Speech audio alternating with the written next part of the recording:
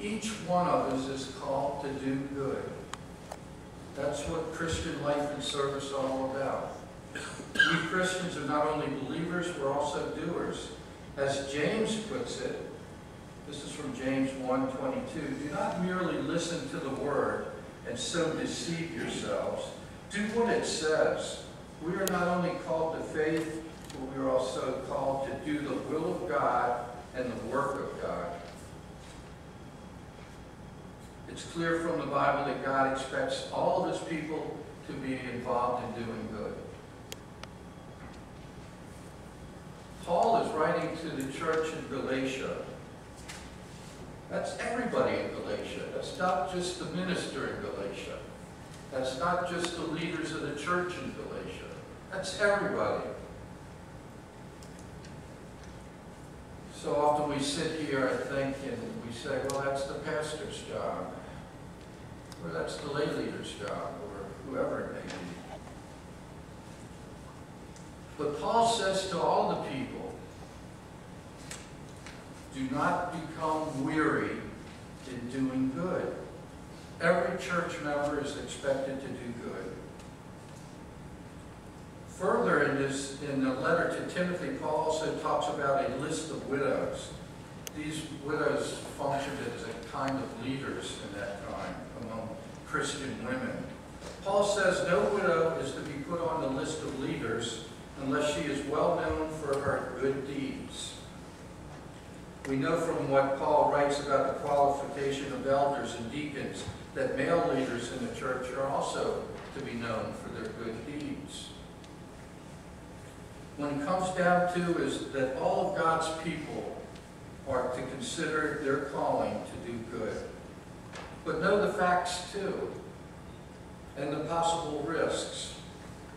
This woman walked up to this little old man, barely moving and rocking in a chair on a porch down in St. Petersburg, Florida.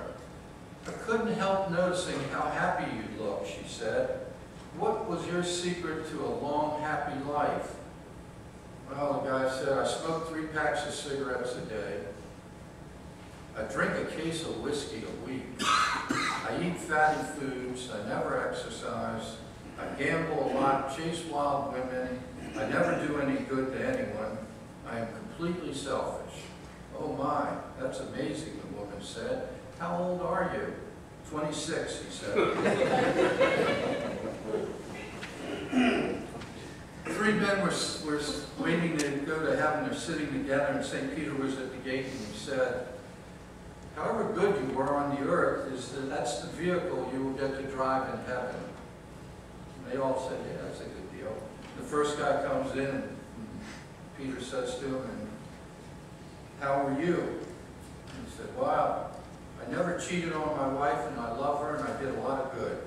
So St. Peter gives him a Rolls Royce. The next man comes up and says, well, I cheated on my wife a little, but I still love her. I did a lot of good. He gets a Mustang and drives off into heaven.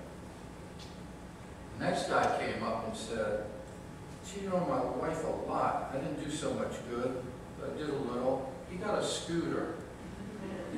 The next guy came up and said, I've done like the first man. Never cheated on my wife. Did a lot of good, and he got a Stingray. Well, the next day, these guys are sitting around, and the guy that got the scooter was riding along when he sees the guy with the Rolls Royce sitting on the side of the street crying. So he scoots over to him and he says, why are you crying? You have such a beautiful car, great car. The man sobbed, my wife just went by in a pair of roller skates.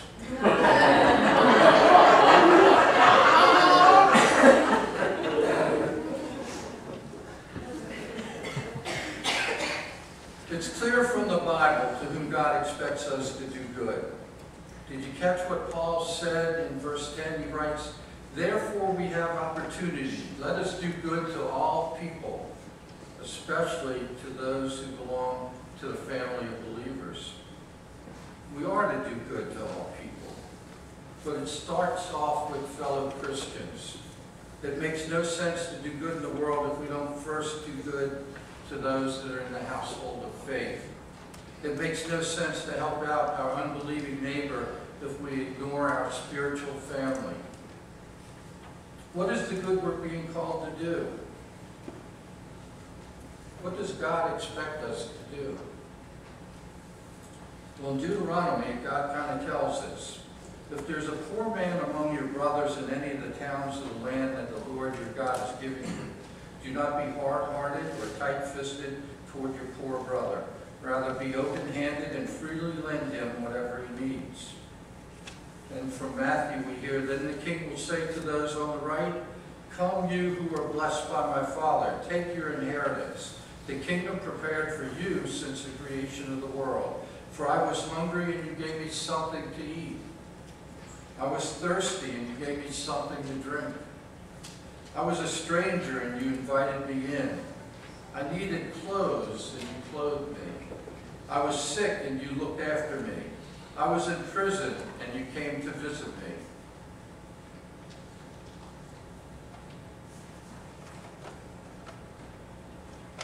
If there's any book in the Bible that deals with doing good deeds, it's probably James. And James tells us very simply in chapter 2, verses 15 and 17, suppose a brother or sister is without clothes and daily food. If one of you says to him, go, I wish you well, keep warm, and be well fed, but does nothing about his physical needs, what good is it?